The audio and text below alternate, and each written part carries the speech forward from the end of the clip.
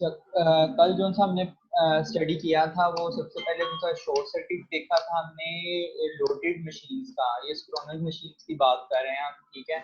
उसकी दो इक्वेशंस थी हमारे पास जो से हमने डिस्कस की थी शॉर्ट सर्किट में, ठीक है। एक जनरेटर की थी और एक हमारे पास मोटर की थी, ठीक है। उसको देख लेते हैं।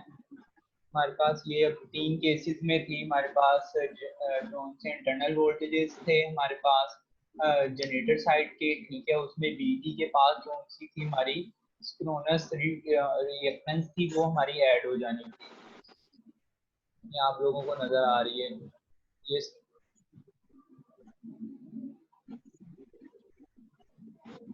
थ्री केसेस में हमारी जो सी है। तो तीनों केसेस में हमारे जो से हैं इंटरनल वोल्टेजेस जनरेटर के जो से हमारे वो एडअप हो जाते हैं टर्मिनल वोल्टेज के साथ। और जो से मोटर में हमारे ऑपोजिट होता है कि हम जो सा मोटर कंज्यूम कर रही होती है तो मोटर जो सी है टर्मिनल वोल्टेज से जो सी सिंक्रोनस रिएक्टेंस है वो माइनस हो जाती है, ठीक है। बाकी तीनों केसेस सेम ही रहते हैं। जैसे जो से थे एक सब ट्रांजिएंट था, दूसरा था ट्रांजिएंट और फिर स्टेडी स्टेट्स में, ठीक है। बाकी तीन केसेस सेम रहते हैं। तो अब हम मूव करते हैं अपने टॉपिक जो से कल का जो सा रिमेनिंग टॉपिक था उसमें हमने देखा था कि जब हमारे पास फॉल्ट आता है तो उससे पहले हमारा जो सा सर्किट है वो डायग्राम ये में आप लोगों को नजर आ रहा है। और जो सा फॉल्ट आने के बाद जो सा हमारे पास ये बी डायग्राम में हमारे पास नजर आ रहा है, ठीक है। इसमें जो सी फर्स्ट वाली डायग्राम है इसमें और सेकंड वाली में जो सा डिफरेंस ये है कि जो सा जब हम करंट फाइंड आउट करते हैं सब ट्रांजिएंट करंट तो वो हम सेकंड वाली डायग्राम में से हम उसे फाइंड करेंगे, क्योंकि इस जो सी सब ट्रांजिएंट की जो सी कंडीशंस हैं वो जो सी बी डायग्राम में वो फुलफिल हो रही हैं, ठीक है। वो कंडीशंस क्या हैं कि इंटरनल वोल्टेज हमारे जोन से और जोन सी रिएक्टेंस है जोन सी सिंक्रोनस रिएक्टेंस वो जोन सी है हमारी सब ट्रांजिएंट की उस सर्किट में मौजूद होनी चाहिए, ठीक है। और बेसिकली हमारे पास आई एल जोन सा है, आई एल जोन सा है हमारा ये स्टेडी स्टेट करंट है जो इस वक्त सर्किट में मूव कर रहा है।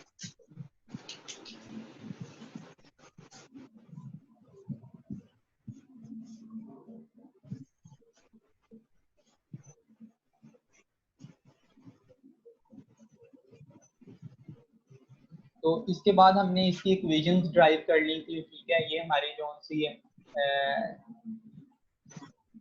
इंटरनल वोल्टेजेस हैं जनरेटर के, ठीक है। ये दो इक्वेशंस हमने ड्रॉ की थी। एक ये सब ट्रांजिएंट की, ये आप लोग एक दफा इसको देख लें ताकि फिर हम आगे ना न्यूमेरिकल में ये हमारी यूज हों। तो फिर इसी तरह हमने दो मेथड्स हमने डिस्कस किए थे इसमें सब ट्रांजिएंट करंट फाइंड आउट करने के, ठीक है। फर्स्ट मेथड में हम जो सा था आई एम और ये देखिए फर्स्ट मेथड था हमारा हम क्या करते थे कि जनरेटर का सब ट्रांजिएंट करंट और जो सा मोटर का सब ट्रांजिएंट करंट को फाइंड आउट कर लेते थे और फिर तो हम एड अप कर लेते थे फर्स्ट मेथड में, ठीक है। और सेकंड मेथड में हमारा क्या होता था कि सेकंड मेथड में हम बीओसी जैसे हम थेवेनिन थ्योरम अप्लाई करते हैं। तो उसमें हम तमाम जो सी हैं रिएक्टेंस को पैरेलल सोल्व कर लेंगे सर्किट के तौर पे, ठीक है। वो हमारी जैसे आर टी एच निकलती थी तो यहाँ जो सी जेड टी एच हम उसको फाइंड आउट कर लेंगे। और बी ऑफ एफ जो से हमारे वोल्टेजेस होंगे फॉल्ट करंट के उसको डिवाइड कर देंगे जो सी हमारी जेड टी एच आएगी तो वो उससे हमारे पास डायरेक्ट जो सा है सब ट्रांजिएंट करंट जो सा फाइंड आउट हो जाएगा। तो ये दो मेथड हैं जो से हम सब ट्रांजिएंट को डील करते हैं उसको फाइंड आउट करने के लिए। तो सबसे पहले कुछ हमें अजम्पशंस लेनी पड़ती हैं जब हम न्यूमेरिकल को सोल्व करते हैं तो हम कुछ अजम्पशंस लेते हैं, ठीक है। तो ठीक है वो वो ये है इनको थोड़ा सा आप अगर आप लोगों ने राइट डाउन करना है तो राइट डाउन कर लें, नहीं तो फिर आप जो सी वीडियो में दोबारा देख सकेंगे, ठीक है, जैसे हम लोगों ने फर्स्ट जो उनसे लेक्चर्स पढ़े थे, स्टडी किया था, उसमें हम पर यूनिट में डील करते हैं। ठीक है, पर यूनिट में जैसे हमने ट्रांसफार्मर के जो उनसे इक्विवेलेंट सर्किट बनाया था, तो उसका ट्रांसफार्मर का इक्विवेलेंट सर्किट जो पर यूनिट में वो एक रिएक्टेंस आ जाती थी, लीकेज रिएक्टेंस, या एक रिएक्टेंस से हम उसको रिप्रेजेंट कर देते थे। तो इसी तरह इसमें अजम्पशन लेते हैं कि जो ट्रांसमिशन लाइन है ना, वो सीरीज रिएक्टेंस के इक्वल है। ठीक है, मतलब कि सिर्फ एक सीरीज रिएक्टेंस के तौर पे हम ट्रांसमिशन लाइन को ऐड कर देते हैं सर्किट में। फिर कौन सा ट्रांसफार्मर है उसमें हम उसको लीकेज रिएक्टेंस एक ऐड कर देते हैं। ठीक है, वैसे आमतौर पर अगर इक्विवेलेंट सर्किट देखें ट्रांसफार्मर का, तो उसमें दो वाइंडिंग आती हैं। ठीक है, लेकिन हमने पर यूनिट में देखा था कि हमने उसको प्रिसाइज करके लीकेज रिएक्टेंस तक, एक रिएक्टेंस तक हम उसको ले आए थे। ठीक है, तो हम क्योंकि पर यूनिट में डील कर रहे हैं, तो हमें पर यूनिट वाले तमाम रूल्स अप्लाई करने पड़ेंगे। ठीक है, और इसमें तीसरी चीज है कि हमारी जो सिंक्रोनस मशीन है ना, उसके जो उनसे हैं वोल्टेजेस, उसको हम जो से रिप्रेजेंट करते हैं ना, वो एक कांस्टेंट वोल्टेज सोर्स होता है, और एक जो सा हमारा है सब ट्रांजिएंट रिएक्टेंस होती है। ठीक है, जैसे वो आप लोगों को डायग्राम में भी देखा है, एक इधर कांस्टेंट वोल्टेज सोर्स और एक हमारे पास इस तरह रिएक्टेंस। ठीक है, इसके तौर पे रिप्रेजेंट कर सकते हैं हम सिंक्रोनस मशीन को। ठीक है, और इंडक्शन मोटर को हम इसमें इग्नोर करते हैं और उसको ट्रीट करते हैं सिंक्रोनस मशीन के ही तौर पे। ठीक है, और बाकी जोन सा है हम अदर जोन से लोड्स को इग्नोर कर देते हैं।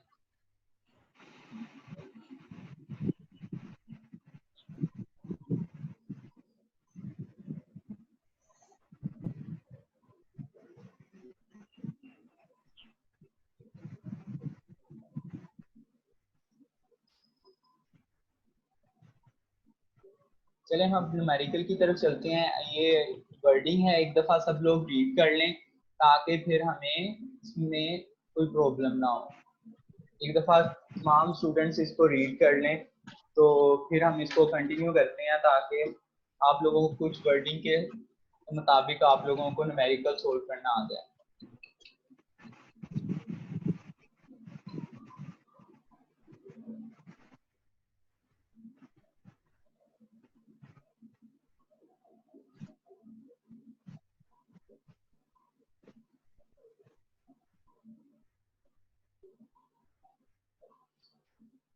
ठीक है, अब हम इसको कंटिन्यू करते हैं। ठीक है, सबसे पहले जोन सा है, इसमें जोन से रेटेड वोल्ट रेटेड जोन से हमें अपेरेंट पावर दी गई है एस। ठीक है, एस जोन सी है वो हमें ये देखें, रेटेड जोन सी पावर है हमारे पास, ये है एस। ठीक है, इसको अपेरेंट पावर भी कहते हैं। ठीक है,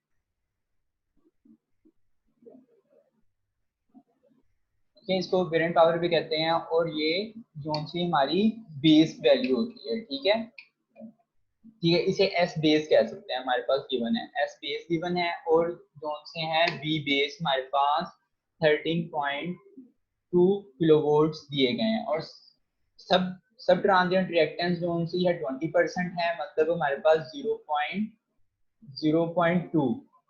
ठीक है, 0.2 रिएक्टेंस दी गई है। ठीक है, ये जोन सी सब ट्रांजिएंट रिएक्टेंस है, ये हमारी बोथ है मोटर और जनरेटर दोनों की साइड की।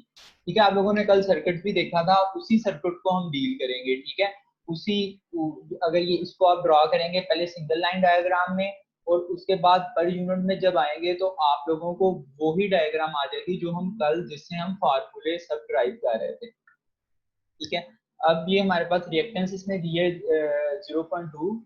ठीक है, बोथ जोन सी मोटर और जनरेटर साइड पे। ठीक है, और लाइन जोन सी हमारे पास ट्रांसमिशन लाइन की रिएक्टेंस है वो 10% है, मतलब 0.1 इसको लेंगे। ठीक है, मोटर जोन सी ड्रॉ कर रही है वो 20,000 किलोवाट और 0.8 पावर फैक्टर लीडिंग पे कर रही है, और टर्मिनल वोल्टेज इसके 12.8 है।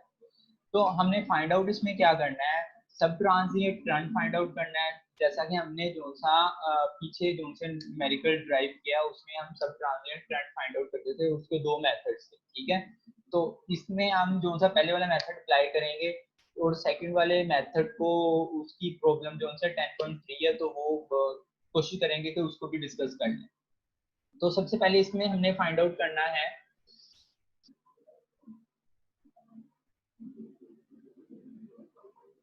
सब ट्रांजिएंट करंट हमने फाइंड आउट करना है, ठीक है, जनरेटर, मोटर और फॉल्ट, ठीक है, तीन चीजें, ठीक है। सब ट्रांजिएंट जो सा हमारा करंट है जनरेटर का, मोटर का, इन दोनों को ऐड करेंगे तो हमारे पास फॉल्ट का जो सा सब ट्रांजिएंट करंट हमारे पास आ जाएगा, मतलब कि हमें होल प्रोसेस करना पड़ेगा। तो इसकी मैं अगर आपको सर्किट डायग्राम दिखाऊं तो ये देखें आप लोग, जो चीज ये देखें,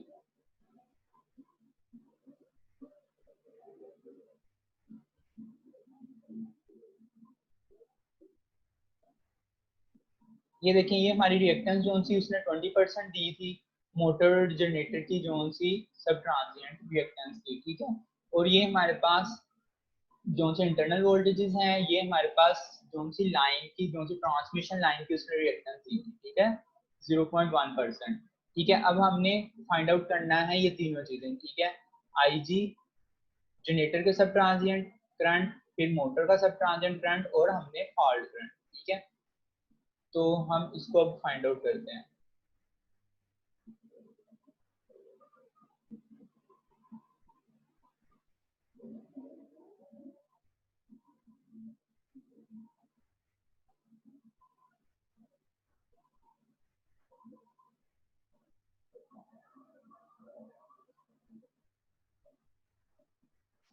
अब जो सा हमने एक फार्मूला पढ़ा था पर यूनिट में, कि जो से इंटरनल हमारे वोल्टेजेस होते हैं ना, वो इक्वल होते हैं एक्चुअल वैल्यू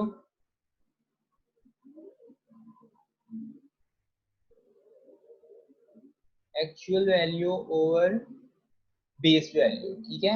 एक्चुअल वैल्यू, जैसे माउस पैड से ना लिखना बहुत मुश्किल है, एक्चुअल वैल्यू और बी फॉर वैल्यू, ठीक है, और नीचे है बेस वैल्यू, ठीक है, बी फॉर बेस और सात वैल्यू, ठीक है। तो मतलब कि हम अगर इंटरनल वोल्टेजेस फाइंड आउट कर रहे हैं तो हमारे पास जो सा ये वाला फॉर्मूला है, तो इधर हमारे पास जो सा अगर हम सर्किट में देखें तो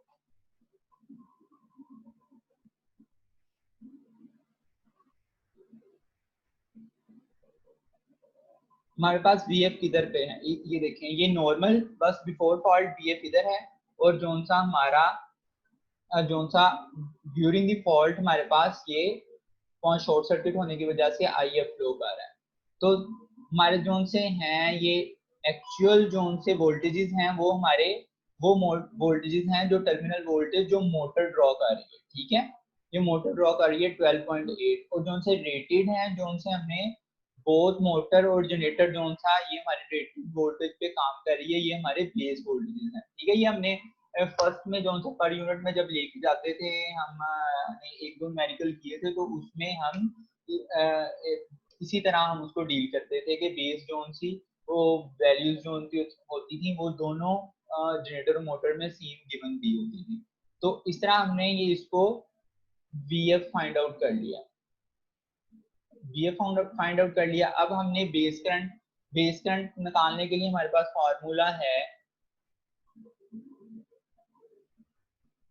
S, ठीक है, ये √3 वैसे ही आएगा, और साथ हमारे पास आ जाएगा बी बेस, ठीक है,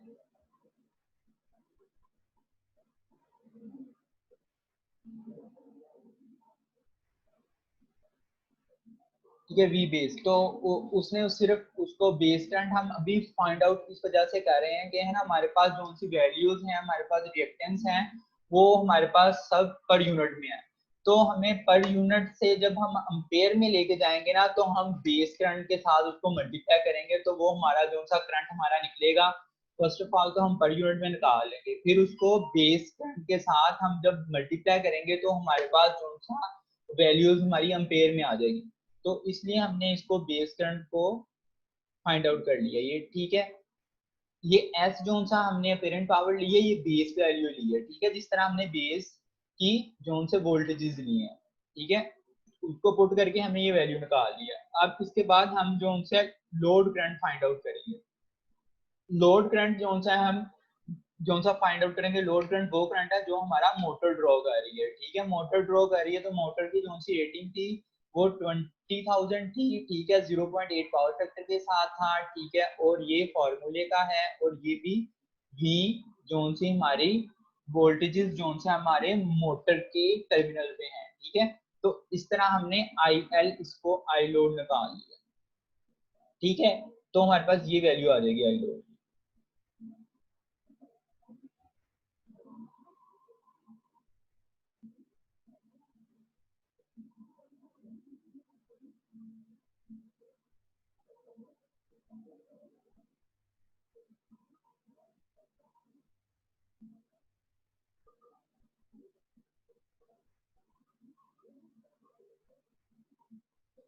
जनरेटर केस में अगर हम इसकी डायग्राम देखें तो वी टी अगर हमने इस डायग्राम में से फाइंड आउट करने हैं वी टी, तो हम उसको कैसे जोन से फाइंड आउट करेंगे। तो आप लोगों को पता होना चाहिए कि वी टी हमारे होते किधर हैं, यहाँ होते हैं, ठीक है, ये टर्मिनल पे हमारे वी टी हैं, ठीक है, वी टी। तो हम कैसे फाइंड आउट करते थे कि जोन से हमारी वी एफ वी एफ हमने शुरू में निकाला है, जोन सा फॉल्ट करंट जोन सा हमने दोनों वोल्टेजेस को ये 0.94, ये अगर मैं ऊपर आपको दिखाऊं तो हमारे पास इस फॉर्मूले में हम पुट कर रहे हैं value V F V F, ठीक है, और प्लस है ये रिएक्टेंस है, ये वाली रिएक्टेंस, ठीक है, मतलब कि वीएफ में हम ये वाली रिएक्टेंस मतलब वीएफ और ये वाले वोल्टेजेस हम ऐड करेंगे तो हमारे पास वीटी आ जाएंगे, ठीक है। इस वोल्टेजेस को इधर वोल्टेज निकालने के लिए हमें आईएल से मल्टीप्लाई करना पड़ेगा जो हमने ये निकाला है, ठीक है, इधर आईएल और रिएक्टेंस को हमने मल्टीप्लाई किया तो हमारे पास वी टी हमने फाइंड आउट कर लिया। और इसी तरह हम जोन से सब ट्रांसिएंट जोन से हमारे जनरेटर के जोन से हमने वोल्टेज जोन से फाइंड आउट करने हैं, तो उसके लिए हमने फॉर्मूला पीछे देखा था, जोन सा हमने ड्राइव भी किया था, वो था वीटी, इधर हमारा वीटी है, इस डायग्राम में ये वीटी है, ठीक है, ये वीटी है, ये जोन सा अभी अभी निकाला है हमने वीटी प्लस, ठीक है। अब ये जनरेटर की रिएक्टेंस थी जोन सी हमारी, जनरेटर की रिएक्टेंस हमारे पास ये है, ठीक है, जे ये इधर इंटर किया और साथ हमारा जोन सा उसका करंट जोन सा आई एल आ गया, ठीक है, ये हमारे पास आई एल है। तो इस तरह ये हमारे पास जोन से हैं सब ट्रांसिएंट जोन से जनरेटर के जोन से इनर वोल्टेजेस हमारे पास फाइंड आउट हो जाएंगे। तो जब हमने करंट निकालना है तो हमारे पास जोन से वोल्टेजेस आए हैं ईजी जोन से आए हैं, उसको हम उसकी जोन सी रिएक्टेंस के साथ ऐड कर देंगे। तो जनरेटर में जोन से एक पॉइंट है कि जनरेटर में जोन से हम रिएक्टेंस लेते हैं वो ये दोनों रिएक्टेंस लेते हैं, ठीक है, ये वाली और ये वाली करंट में, ठीक है, ये आप लोग फार्मूला अगर पीछे देखेंगे तो आप लोगों को पता लग जाएगा। तो ये ऊपर वाले हमने ईजी को ले लिया, ठीक है, सब ट्रांजिएंट इंटरनल वोल्टेजेस को, और नीचे हमने रिएक्टेंस ले लिया है 0.2 और 0.1 को ऐड किया तो हमारे पास 0.3 आ गई। तो ये हमारे पास वोल्टेजेस हमारे पास कौन सा करंट आ गया है सब ट्रांजिएंट जनरेटर का करंट, ठीक है। अब हमें क्या फाइंड आउट करना है मोटर का सब ट्रांजिएंट करंट, और फिर हमने इन दोनों को ऐड करेंगे तो हमारे पास फॉल्ट करंट आ जाएगा।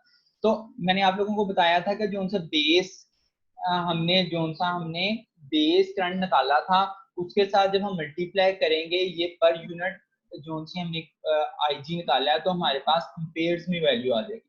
तो ये हमने उसको एम्पेयर्स में कन्वर्ट करने के लिए उसको किया है ताकि एम्पेयर्स में भी हम उसको यूज कर सकते हैं और फिर पर यूनिट पे भी, तो वो तो हमने ऑलमोस्ट पहले ड्राइव कर लिया।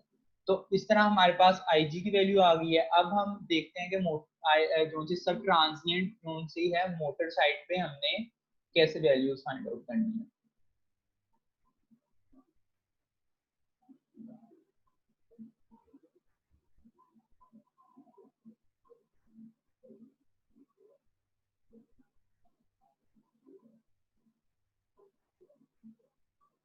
ठीक है। अब अगर हम देखें सर्किट में तो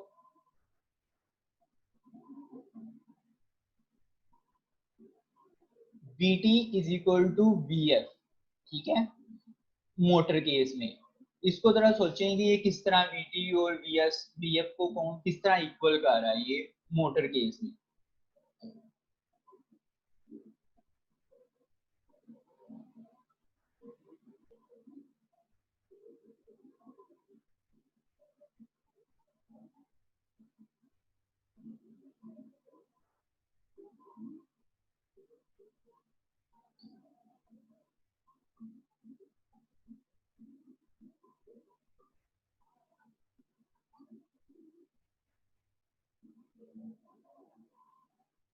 ठीक है, इसको थोड़ा सोचे फिर मैं आपको बताता हूँ आखिर में। ठीक है, तो ये Vt और Vf जो उनसे हमारे इक्वल होंगे 0.97। ये हमने जो फर्स्ट स्टेप हमने किया था उसमें हमने Vf फाइंड आउट किए, ठीक है, Vf फाइंड आउट किए थे तो हमने जो उनसे Vt के इक्वल है। ठीक है, ये मैं आपको डिस्कस करता हूँ फिर बाद में कैसे। तो ये हमारे पास जो सी मोटर की जो सी इक्वेशन थी हमने Vt में Vt माइनस, क्योंकि मोटर के इसमें हमें पता है कि ये जो सी है माइनस में आती है हमारी जो सी, क्योंकि ये कंज्यूम करती है तो इसमें माइनस साइन आएगा।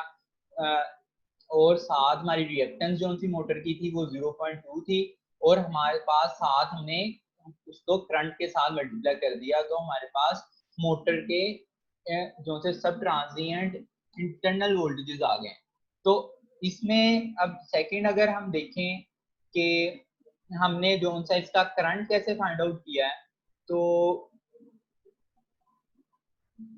हमने करंट कैसे फाइंड आउट किया, करंट फाइंड आउट किया है हमने जो सी इंटरनल वोल्टेजेस हमने फाइंड आउट किए थे उसको डिवाइड कर दिया इसकी रिएक्टेंस से। इसमें आप देखेंगे कि जो सी इसके फॉर्मूले में जो हमने ड्राइव किया था इसकी रिएक्टेंस जो सी थी, हम इस केस में सिर्फ मोटर की ही रिएक्टेंस लेते हैं। ठीक है, जब हमने जनरेटर केस में हमने दोनों को जो सी एक्स्ट्रा जो सी हमारी लाइन की थी और जो सी हमारी थी जनरेटर की, इन दोनों को ऐड किया था। और लेकिन मोटर के केस में हम जब करंट IM निकालेंगे तो इसको ऐड करेंगे, क्योंकि हमारा जो सा करंट है इस तरह फ्लो कर रहा है। ठीक है, इस तरह फ्लो कर रहा है तो ये इस साइड पे नहीं जा रहा। तो जनरेटर के वक्त जब हम वोल्टेजेस लेंगे तो ये दोनों रिएक्टेंस को हम नीचे मतलब के दोनों रिएक्टेंस को डोमिनेटर में रखेंगे और फिर उनको ऐड करके तो हम करंट निकाल लेंगे।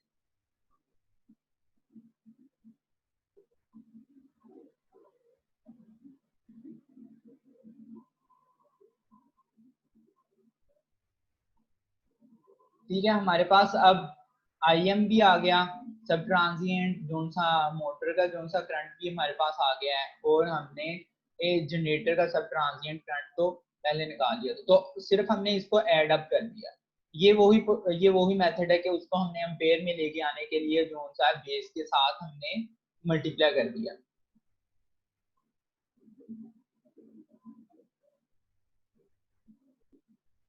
ये बेस के साथ उसने मल्टीप्लाई कर दिया मोटर मोटर के सब ट्रांजिएंट करंट को। ठीक है, तो ये हमारे एम्पेयर में आ गया है। तो फिर डिफॉल्ट करंट के लिए हमने इन दोनों को ऐड अप कर देना है जो हमने वैल्यूज निकाली थी।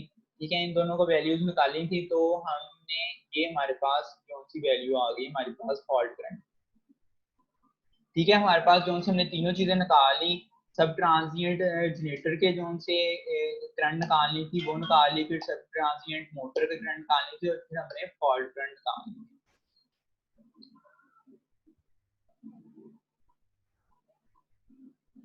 ठीक है, अब हम चलते हैं न्यूमेरिकल जो सा 10.3 की तरफ। तो ये वो सेकंड मेथड था जो हमने बुक में देखा था, जिसमें वो ZTH और VOC या फॉल्ट करंट जो फॉल्ट वोल्टेज को निकालता है VF को, और फिर उनको डिवाइड कर देता है फॉल्ट करंट के लिए। ठीक है, वो ये देखें ZTH कैसे निकाला है उसने। ZTH निकाला है उसने कि ये देखें, ये हमारा सर्किट था।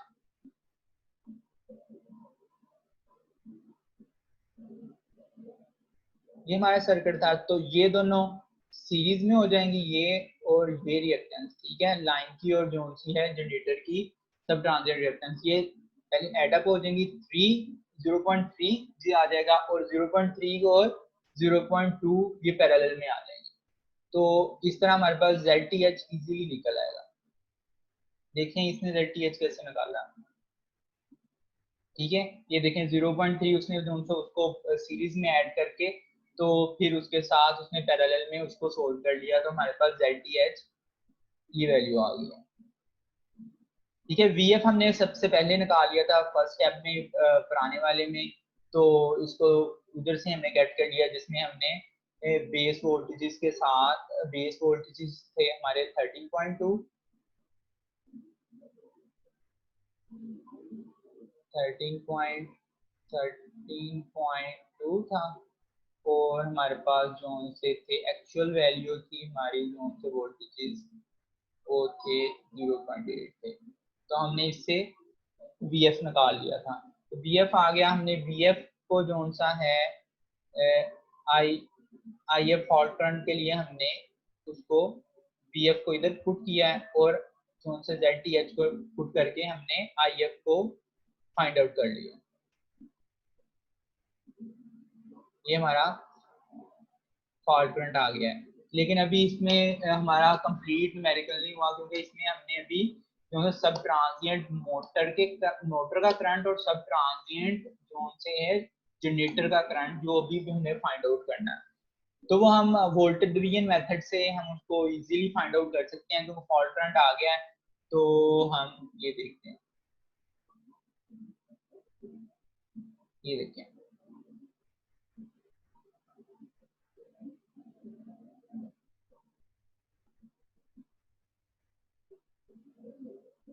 ये हमारे पास फॉल्ट करंट है, और ये जो से हम जनरेटर की निकालेंगे, तो हम जो से हैं ये रिएक्टेंस लेंगे, और फिर टोटल रिएक्टेंस नीचे डिवाइड हो जाएगी, तो ये हमारे पास फॉल्ट करंट जनरेटर साइड पे जो सप्लाई कर रहा है वो आ जाएगा। ठीक है, ठीक है, इसी तरह हम जो सा है वो फॉल्ट करंट मोटर साइड पे भी निकाल लेंगे। इसमें सिर्फ ये हमारी जो सी रिएक्टेंस है वो चेंज होगी, जिस तरह क्योंकि जनरेटर साइड पे हम दोनों रिएक्टेंस लेते थे, तो जब हम वोल्टेज डिवीजन लगाते थे तो हम क्या करते थे, इधर हम करंट डिवीजन लगाते थे तो हम उल्टी रिएक्टेंस लेते थे, तो इसमें हमने 0.3 की बजाय 0.2 रिएक्टेंस को कंसीडर किया, और इसी तरह हमने मोटर में 0.2 की बजाय हमने 0.3 को लिया है, और डिनोमिनेटर में वो हमने तमाम रिएक्टेंस को ऐड अप कर दिया, तो ये हमने करंट डिवीजन लगा के हमने फाइंड आउट कर लिए हैं करंट जो सी मोटर और जनरेटर साइड पे।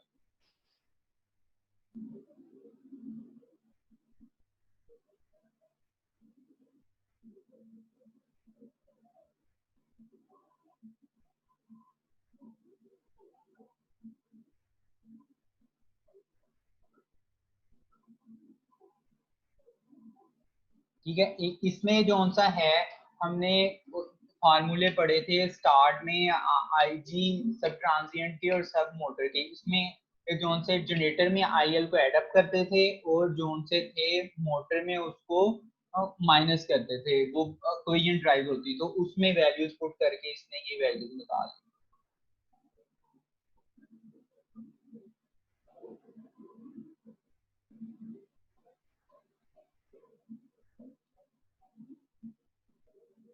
ठीक है, ये उसने वो आपको जो सा बेस हमने करंट निकाला था उसके साथ अम्पेयर वैल्यूज लेने के लिए उसने तमाम तीनों को मल्टीप्लाई कर दिया और अम्पेयर्स में वैल्यूज लेनी है। ठीक है, ये हमारे पास जो सा था आई बेस करंट था जो हमने सबसे फर्स्ट न्यूमेरिकल में निकाला था, तो उसके साथ उसने मल्टीप्लाई किया है और उसको जो सा उसने सोल्व कर लिया।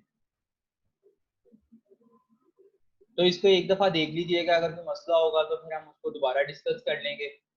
तो